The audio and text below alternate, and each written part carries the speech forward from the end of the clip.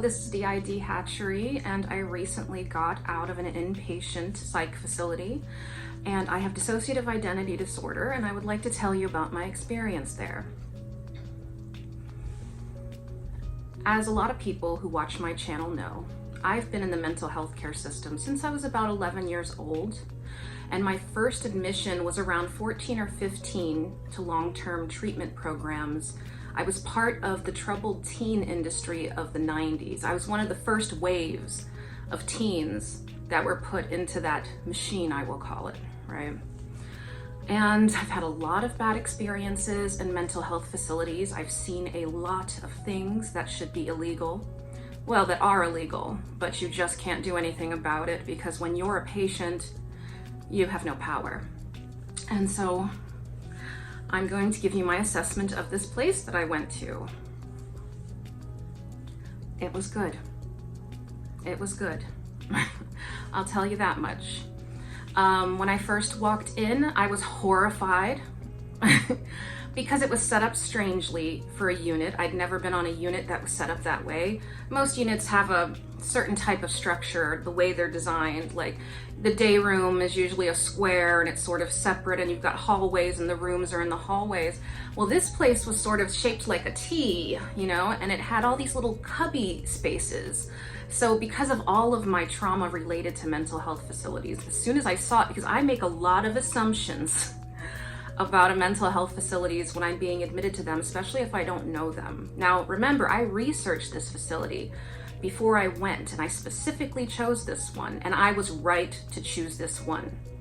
And so when I first walked in, I did not like the architectural design of the building, which I know that shouldn't matter, but the inside, I mean, of the unit, but I don't know why. Just when you're traumatized, your brain is picking up on all kinds of things, you know, that maybe it makes sense in some fashion, right? So I was like, oh, I don't like this. What is this? So crowded. There's walls that, like, I don't know why, but I didn't like the design immediately. I was like, no, this can't be a good place. And so I think a certain part must, like, you know, there's a lot of co-consciousness, and I think that there must have been a certain part that immediately had a, no, this is bad, you know? But, you know, we settled in, and I got my stuff settled in, and I took a walk through the place, and a few hours later, it looked totally different to me. I was like, oh, this is not bad. Oh, that's the little TV area, and that's the little kitchen area, and that's the little area where people play games, and this is the area where people rock in chairs and stuff. They had rocking chairs, people. Rocking chairs. Now, let me tell you something. When I first saw those rocking chairs, I was like, what is that? Like, why are there rocking chairs in a facility? Like, I've actually never been in a facility that had rocking chairs. So what I will say about this is, if you are a traumatized person, especially if you have DID and child alters, immediately go buy a rocking chair. My God, it was like medicine. I hadn't sat in a rocking chair in 15, I don't even know how many years, 15 years, 20, I don't even know. And I can't remember the last time I sat in a rocking chair. So I sat in one of the rocking chairs, and like all these different parts were so soothed. My littles were soothed. Just the littles felt like they were on a swing, you know, like they were swinging. The older ones just felt soothed by the rocking back and forth. I had no idea that rocking chairs were that powerfully therapeutic for people with trauma. So I'm telling you now, if you're traumatized, get a rocking chair. I'm gonna get one as soon as I can afford one. I wish I could start a charity to give rocking chairs to traumatized people. That is how powerful the calming sensation was for us. And so we used them a lot.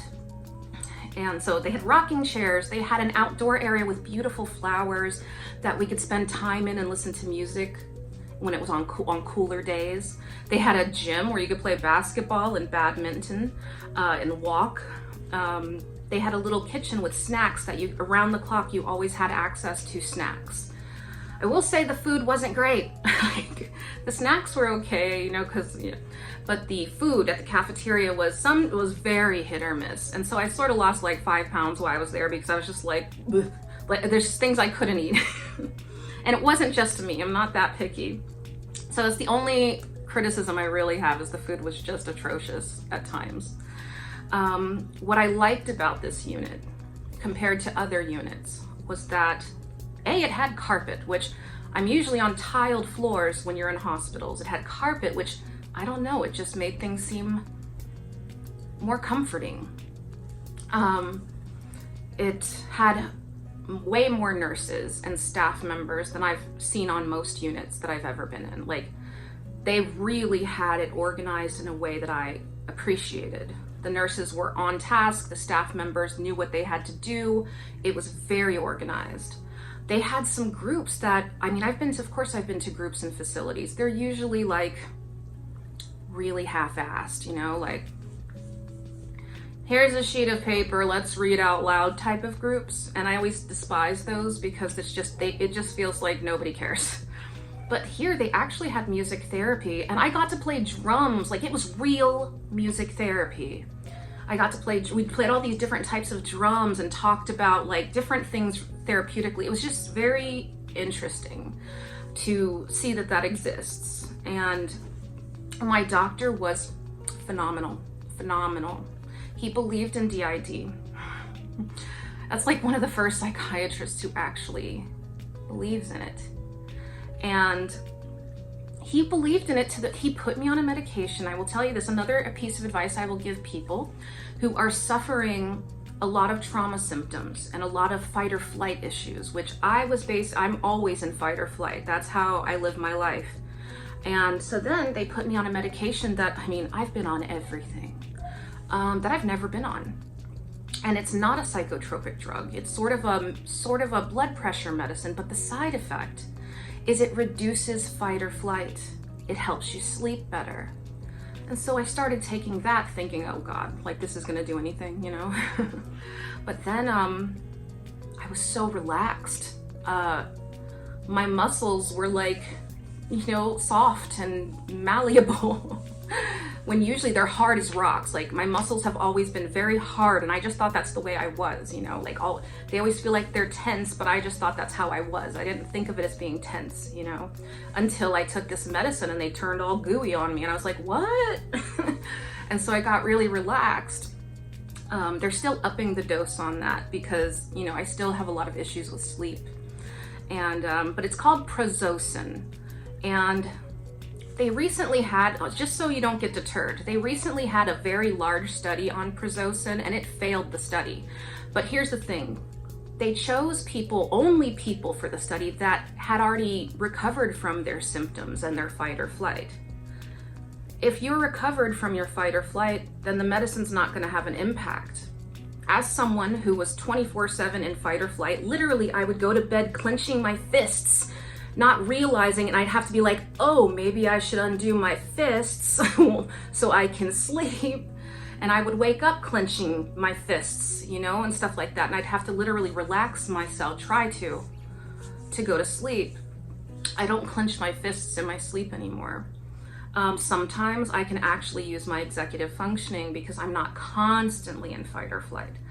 I would say maybe I'm in fight or flight instead of 100% of the time. I mean, I can't really tell, and maybe it's like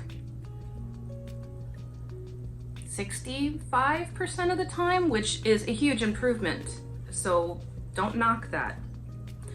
So even if you read that study that the Prazosin failed, remember the group that they used were people that had recovered from those symptoms. So it makes no sense that they chose those people, but I don't know. But it works very well for me. I mean, compared to what it was like before. So yes, there are decent facilities out there. It's not one of those fancy facilities for rich people. It's for regular people who have Medicare and, you know, certain types of insurance. And it was good for what it is. And my doctor was fantastic. And oh, this is what I was going to tell you about the doctor. He believes in DID. And so I asked him about being put on an antidepressant. And he said, I don't want to put you on an antidepressant because I don't know how all your other parts will react to it. He's like, people with DID are known to have interactions. And I said, I know. He says he would prefer to do ECT, which I have done in the past. And he is actually the head of ECT at that facility, but I couldn't do it because you do some parts inpatient and some parts outpatient, and I don't have a car right now. So I couldn't get to those appointments to do that outpatient. So that might be something in the future if I'm capable, because if you know my history, I actually woke up under anesthesia during ECT and I'm extremely traumatized by that. I don't know if I'm capable of allowing anybody to put anesthesia in me. So like, even if I want to and try to, it doesn't mean I'm capable of doing that yet. And so the other thing about this facility that's really magnificent after you get out, because I was there for about 10 days, 9 or 10 days, and I could have stayed longer. You know, I chose to leave. It seemed like a natural leave, you know, point to leave. Sorry. I will say one thing about Prazosin is it makes it a little harder to mask because you're relaxed, and usually I'm hypervigilant, and that helps me kind of control the external a little more. And you know, but when you're more relaxed, alters are more likely to more fluidly come out. That's how it is for me. That's what I've experienced since being on Prazosin. So you know, you might see, it might be a little harder for me not to switch sometimes. And so, okay, so there was so the other good thing about this facility is they have an outpatient program after you leave, and it has a PHP, which is partial hospitalization, which is, I think it's like 3 weeks long. I'm not sure how long it is because I didn't get to do it. I was supposed to go to PHP, but I couldn't because once again, I didn't have a car. I can't get there in the mornings, and you know, so usually you go through partial hospitalization program, which is PHP, and then you go to IOP, which is intensive outpatient. Since I didn't have a car to go to PHP, I did the evening outpatient, intensive outpatient program. From what I hear from most of the people who went through PHP and then to intensive outpatient, they build on each other. It's really a phenomenal program where in the first portion, you learn the skills and coping mechanisms to deal with in-depth therapy. And then when you go to IOP, you do a more in-depth therapy. And so I have a few clips going to IOP because I was going to try to do a vlog, but then, you know, I'm not allowed, I couldn't film in there. It didn't seem right. I mean, I filmed a few pieces of like, here's me walking in looking super awesome, of course. So here you go, guys. That's me looking beautiful, walking in, looking wonderful. And so there, and then there's a clip where I talk in the break room,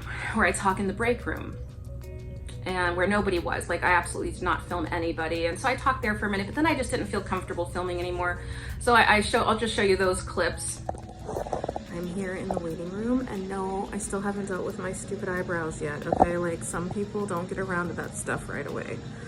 God, do you have to make me feel self-conscious about it? I'm just kidding, but I'm here in the waiting room. As you can see, there's waiting. There's nobody here.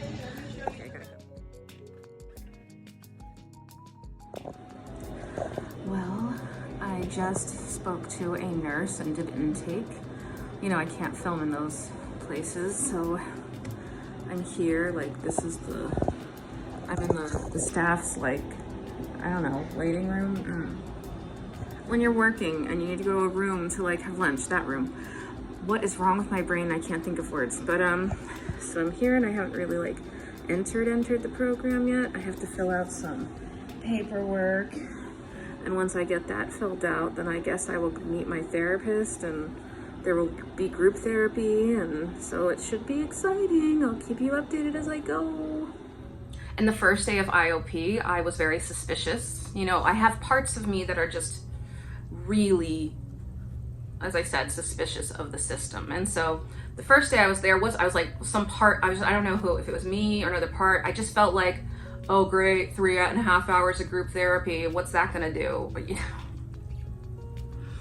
But by like the third day, I realized the value of this group therapy situation. As the days accumulate, you get to know people very fast and very deeply and very well, and more things come out. It's actually a very beautiful program. I appreciate being a part of it. I'm grateful. It's helping me. It's more support that I need. And just not the whole mental health care system isn't bad, okay, guys? Not the whole thing. So there is hope. There's hope. And so I'm just really happy with my experience of having gone there. It doesn't mean I'm cured. I mean, as soon as I came home, my stress spiked a lot, you know. But when you're there, being in that facility gave me a break from, like, sort of a break from my neurological system. It allowed me to be in an environment where there were some triggers, but it wasn't bad, okay? So got a chance to have my neurological system calm down. I got this medication that's like slowed down my fight or flight. And so it was sort of a rest. It was a rest, and it's something I needed. And while I was there, I will show you something. I'm very bad at completing tasks because I switch a lot, right? And it's been this way since I was a kid. Okay, for instance, when I was in 9th grade, I used to do art.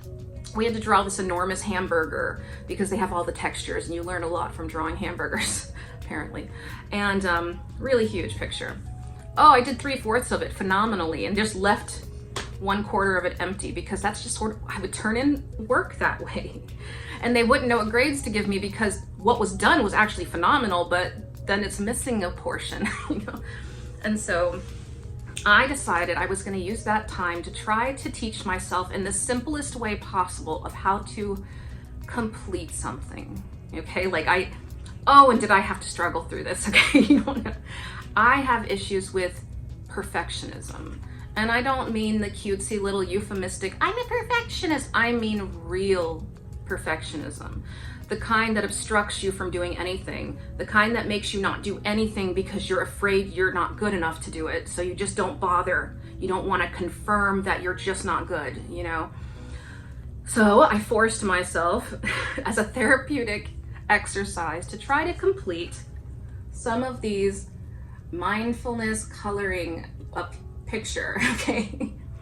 And guess what? I've completed one. I completed it.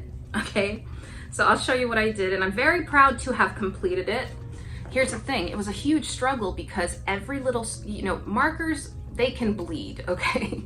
Even if you think you're doing something perfect.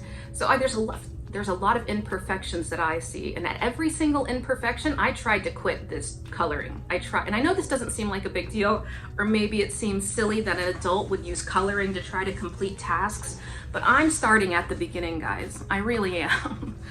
Of this whole learning how to complete tasks. So I did it. I colored it despite all of its flaws that I can still see and I'm still like about. I did it. So I want to show you this. Obviously, it's not like I'm not cured.